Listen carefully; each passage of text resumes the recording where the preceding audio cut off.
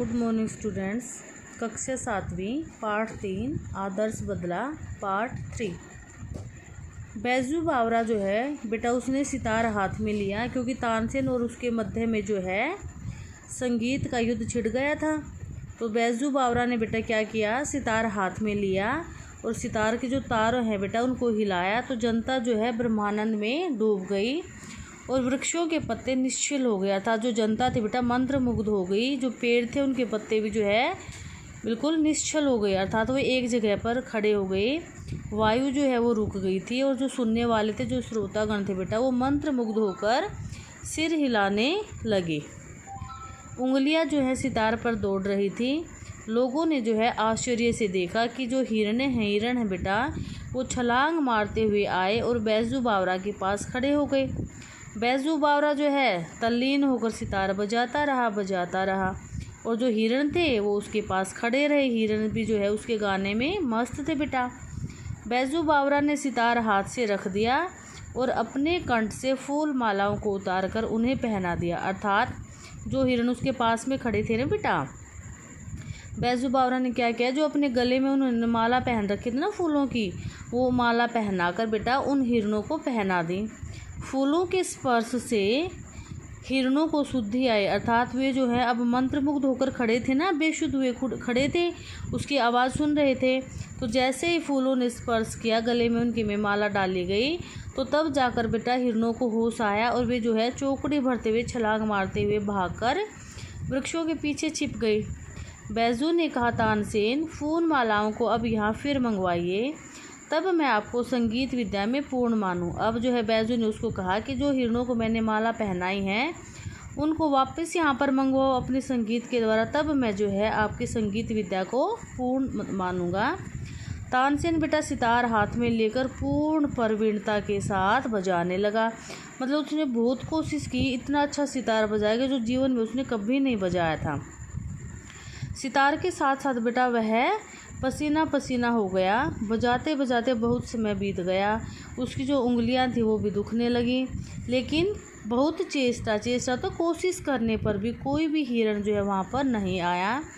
तब तानसेन की आंखों के आगे मृत्यु नाचने लगी। अब उसको पता था कि अब जो है, क्योंकि उसका जीवन किसके हाथ में था, बैजू के हाथ में था। वह पसीना पसीना हो गया। उसका जो मुखमंडल था वो तमतमा उठा था, तो उसके चेहरे पर बेटा क्रोध के भाव दिखने लगे। वह खिसियाना होकर बोला, जैसे बोलते ना खिसियानी बिल्ली, क्रोध में आकर गुस्से में आकर बोला, वे हिरण तो अकस्मात इधर आ निकले, तो मतलब वे तुम्हारे जो है वो साधु बावरा को कहते हैं तानसेन की वे हिरण जो है तुम्हारे संगीत सुनकर यहाँ नहीं आए, वो तो अचानक यहाँ आ गए थे। राग का प्रभाव जो है थोड़ा ही था, साहस है तो अब दोबारा बुला। उसने कहा कि अगर राग के कारण है, संगीत के कारण है, तो दोबारा बुला कर दिखाओ।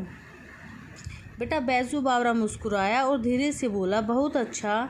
यह कहकर उसने फिर सितार अपने हाथ में पकड़ लिया। बेटा एक बार फिर जो है संगीत लहरी वायुमंडल में लहराने लगी और फिर बेटा सुनने वाले जो संगीत थे, जो सुनने वाले लोग थे बेटा, वो इसमें संगीत की ध्वनियों में डूबने लगे।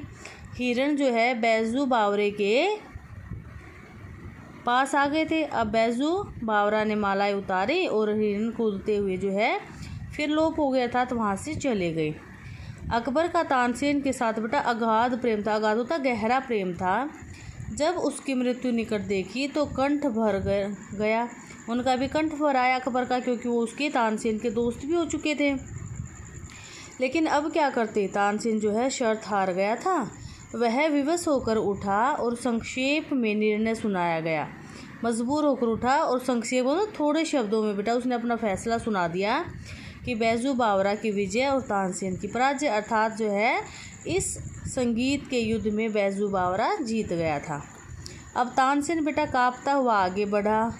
वह जिसने स्वयं किसी को मृत्यु के घाट उतारते हुए दया नहीं की थी, उस समय दया के लिए प्रार्थना करा था, क्योंकि तानसेन ने ये नियम लागू कर रखा था ना कि कोई भी जो है अगर आगरा के बाजारों में गाता हुआ मिला तो उसको मृत्युदंड दी जाएगी। तो उसने बेटा बहुत से लोगों को मृत्यु के घाट उतारा था, लेकिन कभी किसी के ऊपर दया नहीं की और आज खुद वो दया की भीख मांग रहा है। बैजू ने कहा, जहाँ पनाह मुझे प्राण लेने की इच्छा नहीं है।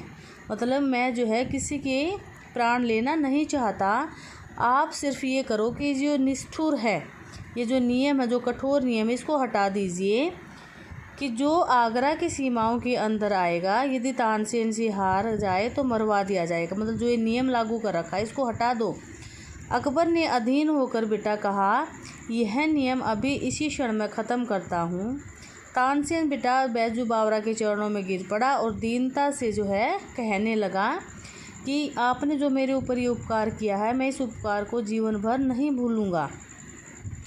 बैजू बावरा ने उत्तर दिया, बेटा 12 वर्ष पहले की बात है, तुमने मेरे पिता के प्राण लिए थे, यह उसी का बदला है।